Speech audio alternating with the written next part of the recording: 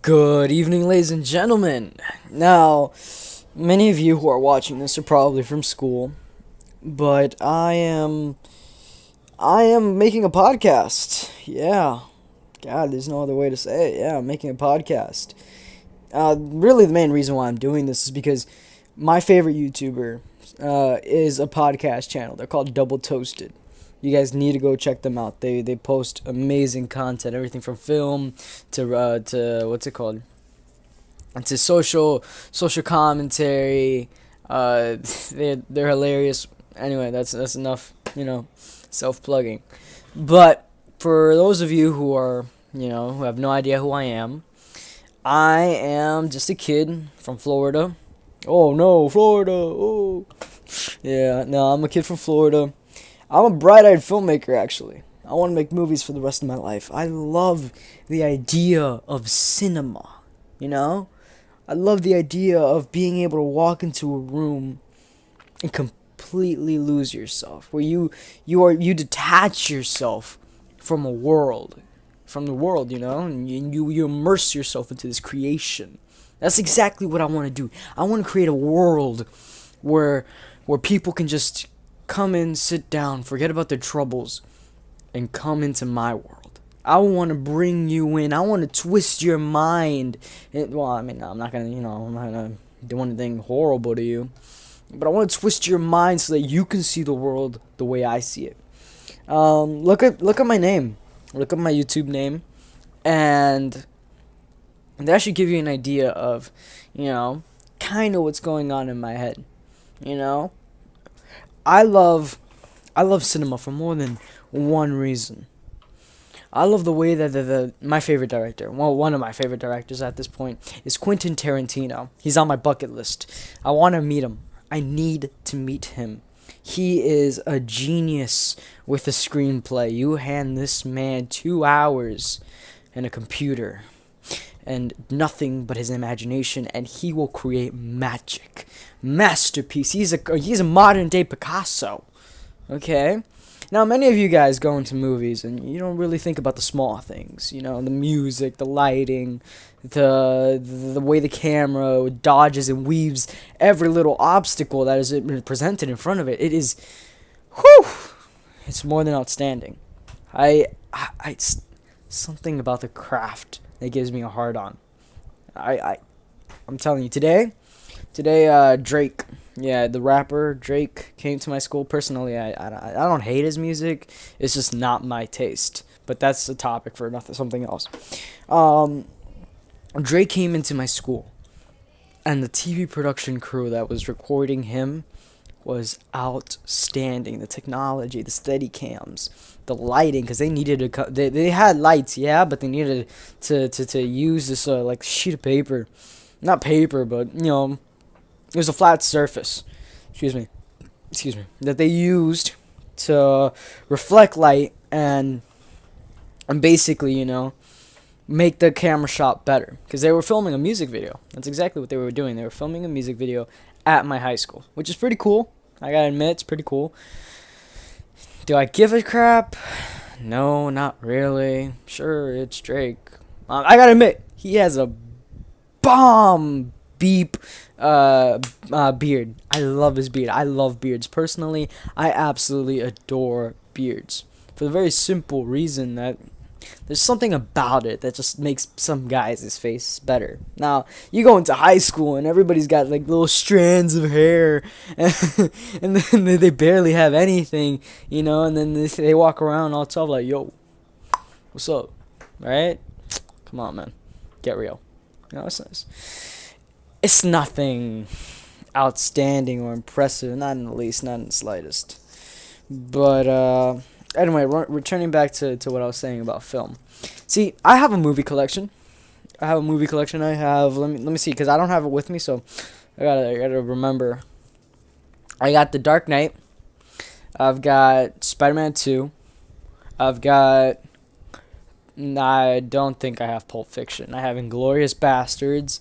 I have Django, both from Tarantino. And look, if you guys haven't seen Tarantino, I'm going to be upfront with you. It is not for everybody. He is very extra in when it comes to his style of writing and filmmaking. He uses a lot of curse words, and he uses a lot of violence. And look, I don't really absolutely enjoy the violence because, see, when I watch a movie, I like the simplicity of a film, of a shot. I love the simplicity of being able to create a world with nothing, right? That's what I find amazing. Now, violence, yeah, sure. I love violence. Hey, who doesn't like violence? I like to go watch a horror movie. Yeah, I love horror movies. Anybody who's afraid of horror movies, let me tell you right now, buddy, can't say that online because I don't want to, get my video taken down. But you're a P beep, all right? So you can put 3 and 3 together, which equals 17. Just saying. Don't at me. But but no, really. What's it called? Crap, I lost my train of thought. Anyway. Yeah, his style of filmmaking is eccentric in the way that it's an homage to the past spaghetti westerns, these over the top kind of films, and I love it. I gotta admit, I love it because what's it called? It's a fresh take. Now, obviously, he's doing something in the past, but he's including it in today. Now, I don't really mind the language that Tarantino injects into his films, mostly because why would I? I mean, it's not like I don't say worse at school or I don't hear worse at school. I'm just gonna be completely honest. Yeah, I am a bad mouth, and I'm not proud of it necessarily, but am I just completely gonna be like, oh no, he said MF on TV? No, I wouldn't watch it with my parents. Oh God, no. Oof. If I watch that with my parents, you already know. ¿Y esto es lo que tú estás mirando? Nah. Ba ba ba ba. Yeah, good talk. But no, yeah. Okay, so where was I? Films. I also have... Sorry, it's been a while since I looked at my collection. It doesn't matter. Anyway. See, the thing about cinema is, aside from being a completely different world, it's also a part of you. It's a thing that not many... Excuse me, it's not a thing that... I'm sorry, I just ate. It's not a thing that many people could stop and consider. The production of a film. Sitting down and reading your script 1, 2, 17 billion times until you feel like shooting yourself. Right? I mean, but guess what? That's the beauty of it. The pain, the struggle. Think about it this way. A bodybuilder, right? Many of us look at them and they're like, oh no, oh my God. Wow. But guess what? Half of those guys were scrawny losers who got bullied in high school. I'm a scrawny loser. Man, I weigh like 113. And that's barely nothing. But guess what? I could become a bodybuilder if I wanted to. Now, I do weights. I work out. Yeah, granted, that's just what I do. But you see, I'm not like these people who put in the work every single day, right? They put in the work. They feel the pain. All right, they concentrate on that. They focus that. They hone their mind and their body, and they create it into one perfect instrument.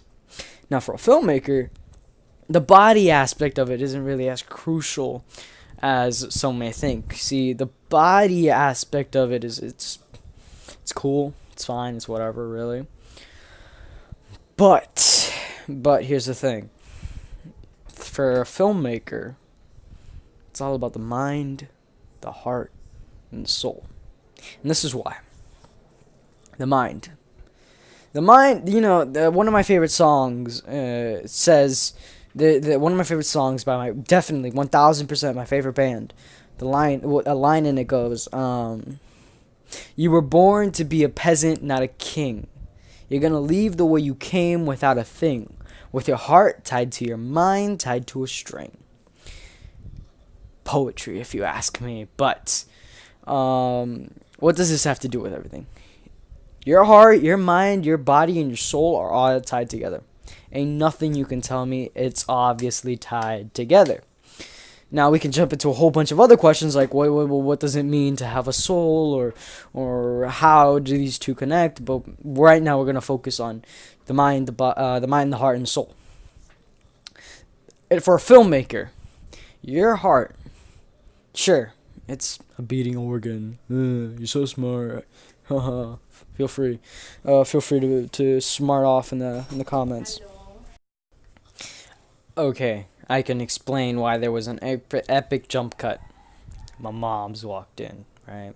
Well, my mom, not mom's. Okay, just mom. Anyway, yeah, my mom walked in. But going back to what I was talking about, heart, mind, soul, how they tie into a cinematographer and a filmmaker.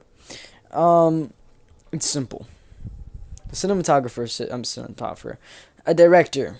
Yes, he can sit and write like Quentin Tarantino, in which case he gets his mind working. He gets his mind working in order to get out to cut away a piece of his soul and mix it into the story. You know, because every single movie that will ever exist is a reflection of a person, even if it's the most minuscule reflection. It is a reflection of a person. It is a reflection of the writer, or of the director, or of the cinematographer. See, it's all these little tiny details. Here, I'm gonna give you an example. Okay, look at the movie Nightcrawler, starring Jake Gyllenhaal. One great film, for the very simple reason that the cinematography is beautiful. It's still. The cinematography is still. Every shot you see stays still. It gets locked in place. Except two. And yeah, you can argue that those shots were used to convey importance. Which, yeah, I agree. But you see, if you look at the cinematographer's previous works, that is his style, yeah? Or you look at Quentin Tarantino and his writing. He absolutely adores spaghetti westerns. Look at Django. Django is a perfect representation of him and his love, his interest for the arts. Now, see, I personally think that drama is my favorite subject. I love being able to convey this feeling of hopelessness, of ending. You know, I used to have a friend who always used to tell me, "Bro, you always think of the worst before you ever think of the best." That's absolutely true. I cannot deny that at all. Not a single bit. I always think about the worst before the best. And that's why I think that tragedies is more my area, you know? Excuse me, I'm sorry. Again, excuse me. I think that tragedies is more my area, you know? I like to end a story with some form of casualty, be it a relationship, be it a life, be it, I don't know, anything that has to end. It doesn't necessarily have to be somber, though, because endings in and of themselves don't have to be bad. But anyway, going back to the whole heart, mind, and soul. So yes, you sit there, and your mind is creating the story. You know, it's not going to be obvious. Well, let me rephrase. It can be a exact depiction of something that happened in your life, but it can also be, what's it called? A completely different fictional story. Completely different fictional story that... Sorry, I was reading a text. A completely different fictional story. Jesus, I'm so unprofessional. I am sorry, people. I am terribly sorry. It can be a depiction of a fictional story that also includes a little bit of truth in there, a little bit of background truth. Or, you know, the characters are based off people we know, or maybe a very specific event happened in our lives, or something that we recall, or you know, something that we would like to happen. You see, all these things tie back into our souls, because the souls is where our personality is stored. It's not in the mind, and it's not in the heart.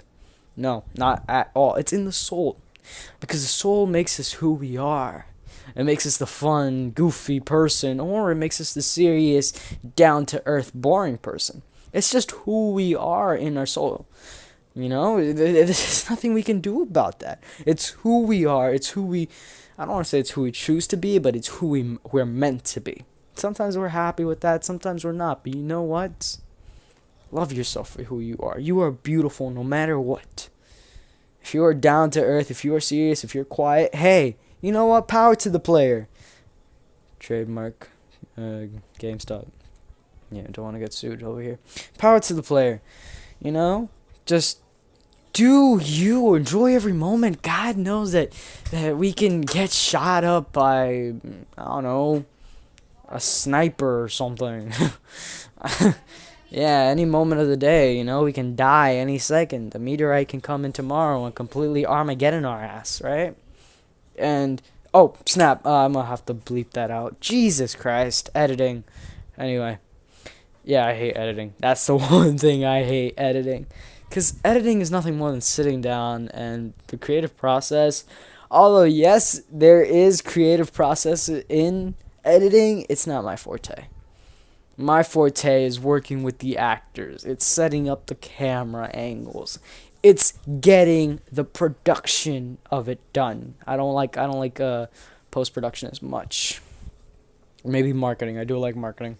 But anyway. Yes, these are all aspects that create a filmmaker. Oh, I completely skipped heart. Heart is how much you want it. How much you are willing to push yourself. How many long nights you're willing to sit down in that chair and type.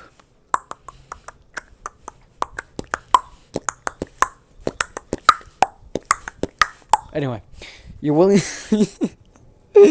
Oh my god, I'm so stupid. Anyway, you're willing to sit down, type. How much you're willing to write up a script that is yours.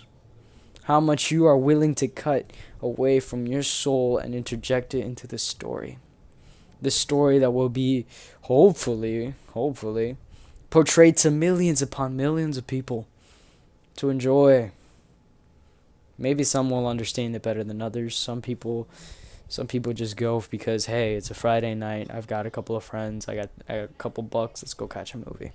And that's perfectly okay. Hey, if you're that type of person, look, there's an entire summer blockbuster coming up, right? You got Transformers, you got... What do you got coming out this summer? Oh, Pacific Rim.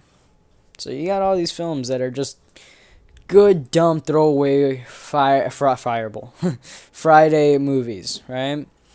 But the movies I want to create are the movies that leave you thinking. The movies that hit you in the gut. That tickle your heart. The ones that make you feel something. Make you remember something. I want to bring you into my world, my head, my soul. And I want you to feel my heart beating every second. Every god-darsh frame. I want you to feel it. I want you to know that I sat down and I bled. I bled for my movie.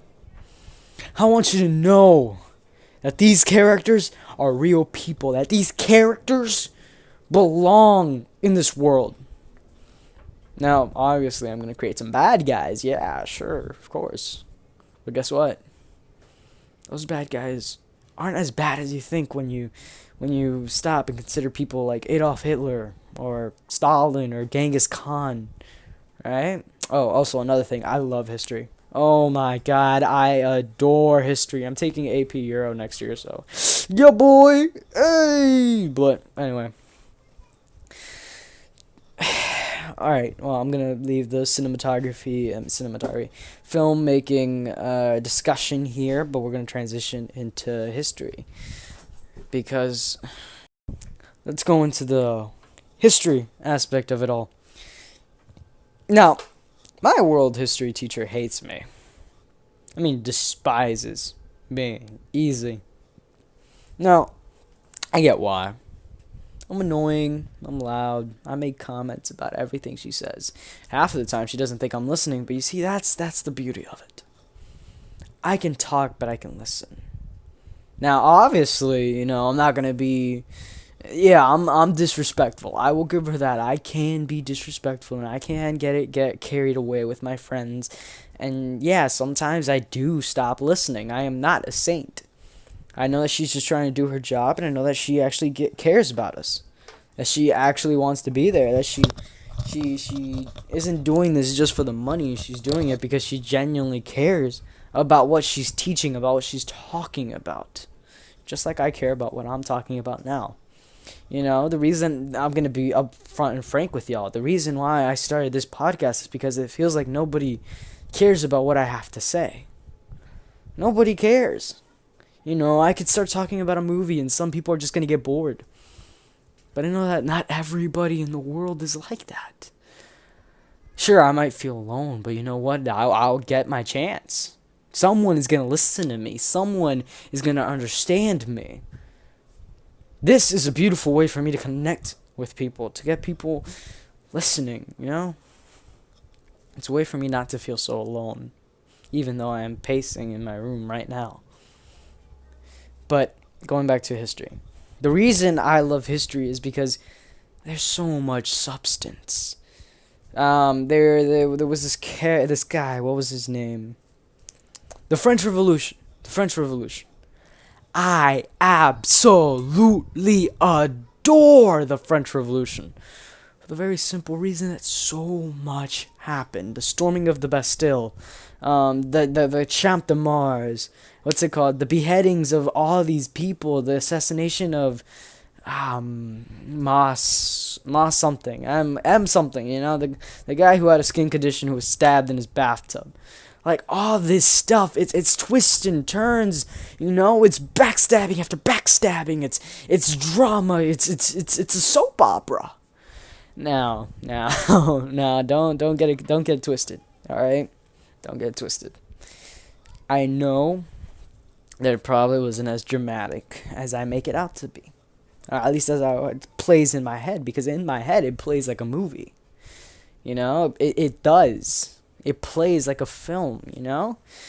I can already imagine the small talk happening between this woman and the guy who had a skin condition who got stabbed. I can imagine the small talk, the small little tidbits of building up trust, and then she pulls out the dagger and stabs him, killing him in cold blood as he stares into her eyes. Her eyes still have life in them, while his are fleeting out. That is why I love history. There's so much substance. It is not boring, like it's not boring filler like math. Now I get it. Some of y'all like math. Hey, power to the player, right? Trademark GameStop.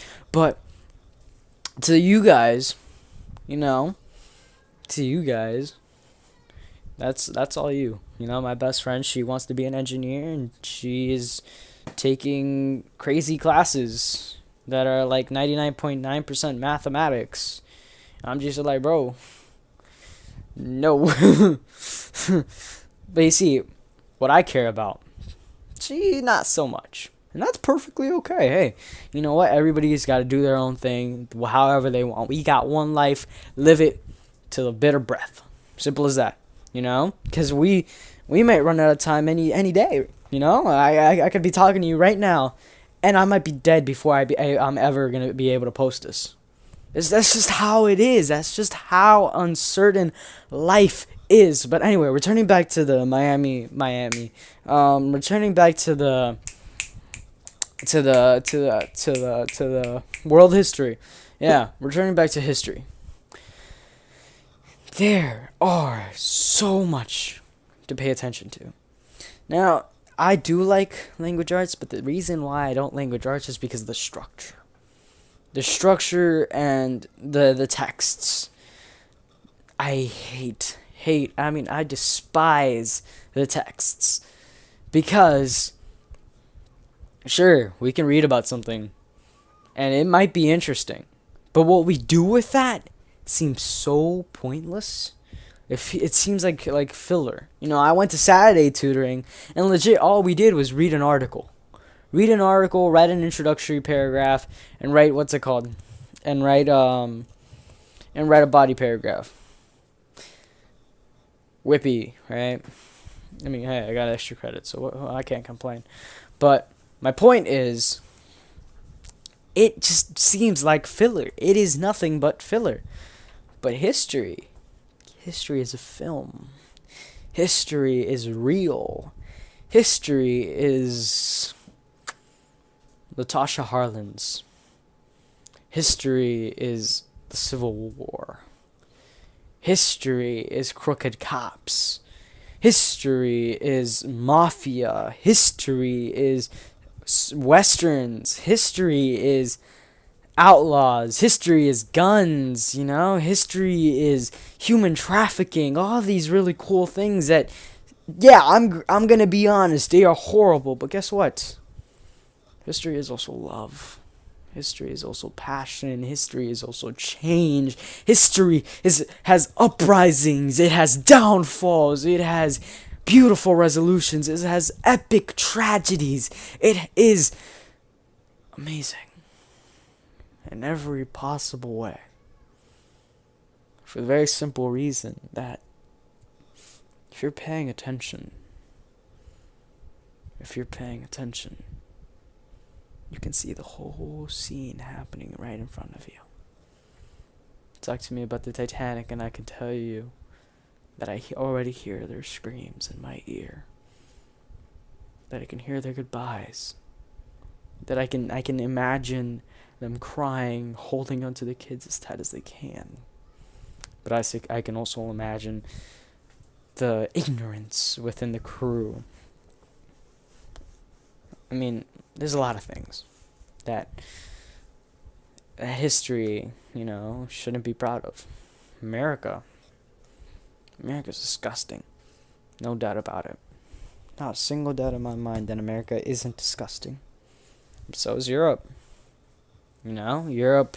I saw a post on Instagram the other day where the post went, white men complaining about immigrants is such irony. And then it shows a picture of Europe and how it invaded every single continent, state, whatever in the world.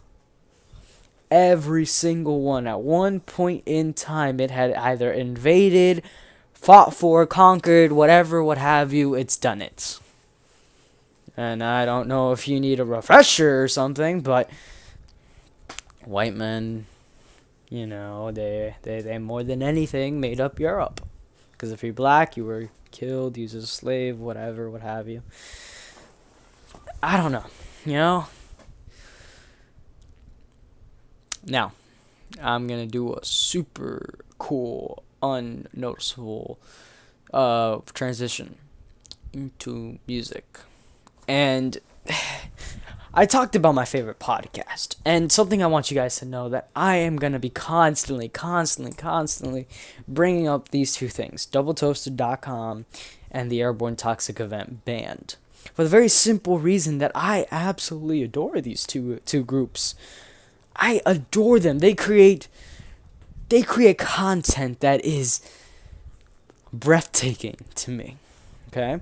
I'm about to tell you a verse from the AIRBORN Toxic Event. The AIRBORN Toxic Events, It Doesn't Mean a Thing song, right?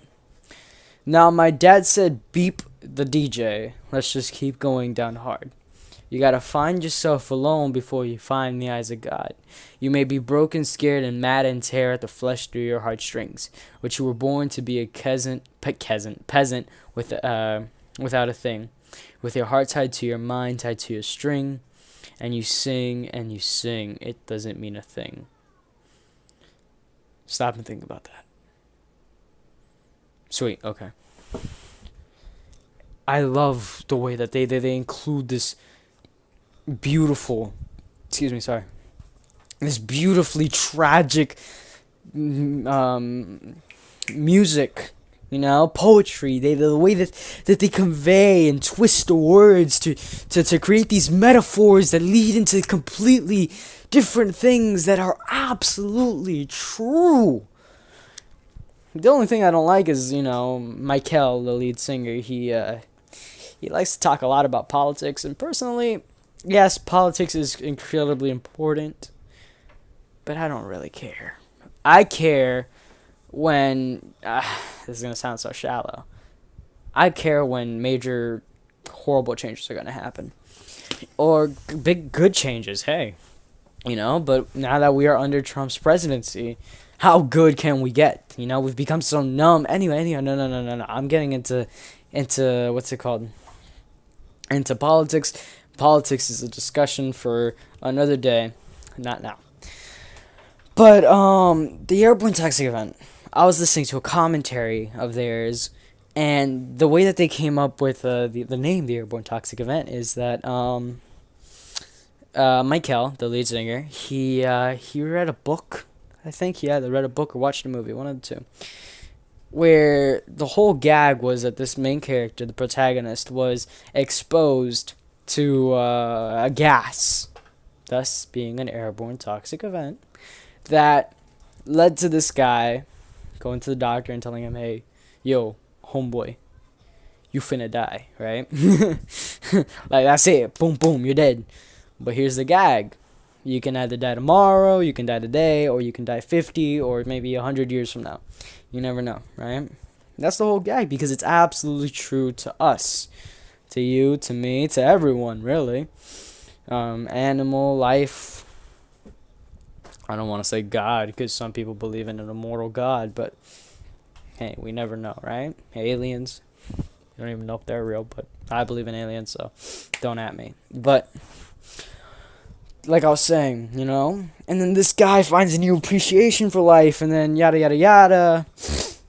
Michael falls in love. Falls in love with the idea of death, loss, and pain, which is a huge motivation to his music, and it's a huge motivation for me in my filmmaking, because I like to convey that. Like I said earlier, I like to convey loss. I like to convey tragedy. I like to convey ending, because everything in life has to come to an end.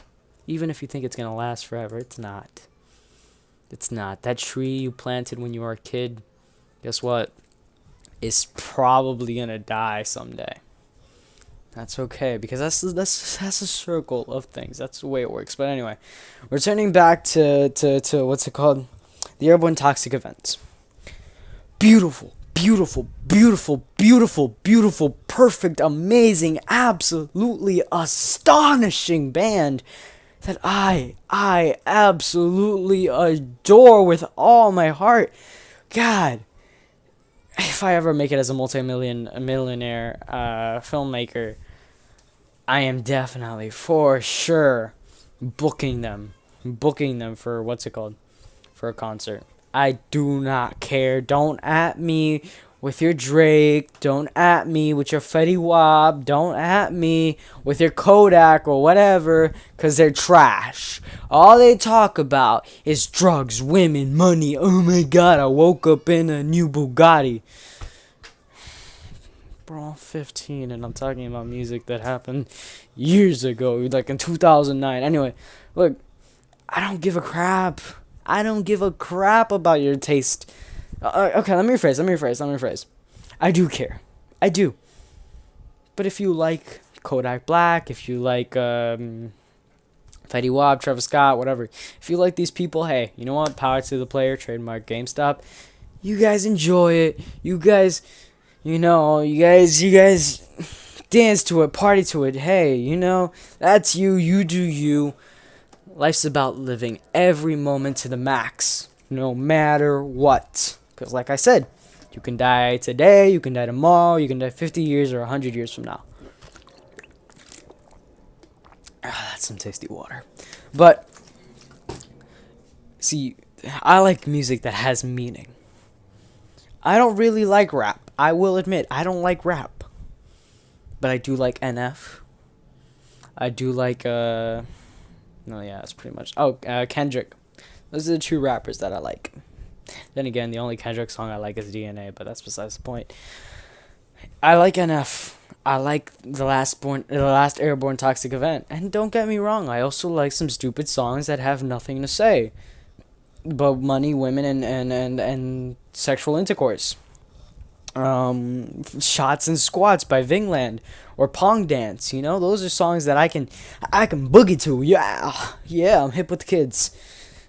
God, I can't believe that I'm 15 and I'm this big of a loser. Jesus, I'm like a 40-year-old man living in a small body, but but anyway, so like I was saying, you know, it's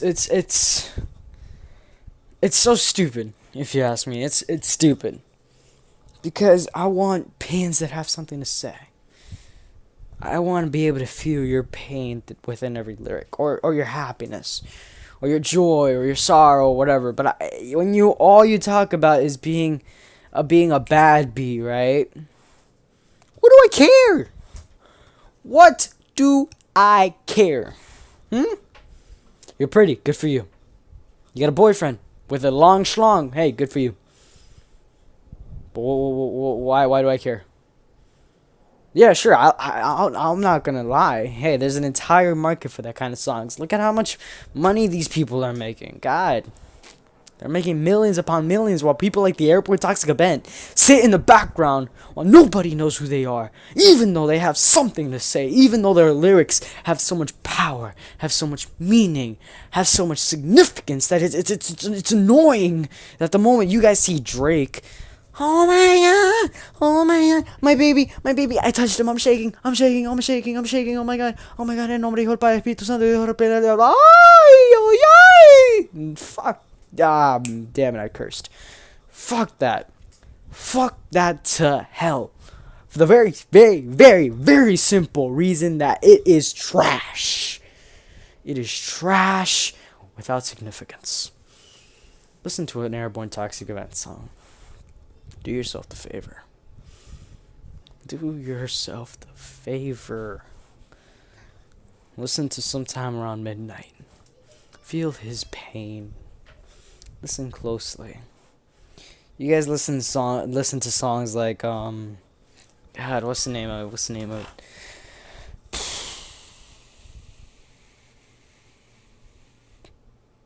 Water. I drip on your girl like water. Okay. You're with my girl. That's not cool, man. That's not. Are you proud of yourself for being a homewrecker? Huh? Are you proud of yourself for listening to this trash? At audience? Go ahead. You guys can dislike. You guys can hate me. God, feel free. I don't care.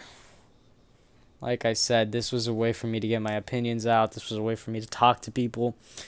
Or at least talk to someone who's willing to listen. Someone who cares. You know? If that person is you, hey. Thank you for taking your time out of your day to stop. Listen. Hear me. Rant on and on and on about stuff that doesn't even matter. Stuff that many people don't care about.